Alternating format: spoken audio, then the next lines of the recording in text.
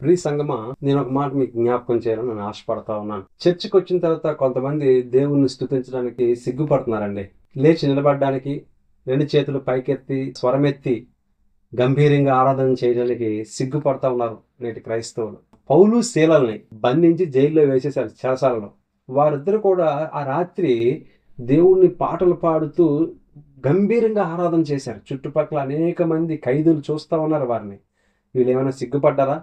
గంభీరంగా దేవుని ఆరాధన చేశారు. వారు చేసిన ఆరాధనకి అక్కడ చెరసాల పునాదులు వణికాయి.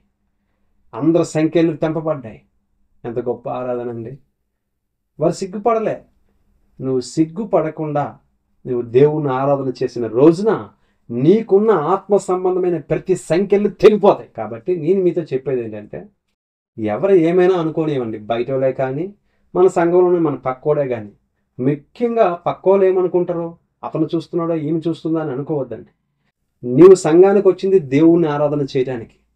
కాబట్టి మనసారా లేచి నిలబడి రెండు చేతులు పైకెత్తి దేవుని స్వరమెత్తి దేవుని స్తుతించు, దేవుణ్ణి ఆరాధన చేయి. నీ హృదయంలోకి పూర్తిగా ఆయన ఆహ్వానించు. దేవుణ్ణి ఇక్కడే నువ్వు కనెక్ట్ అవ్వగలవు.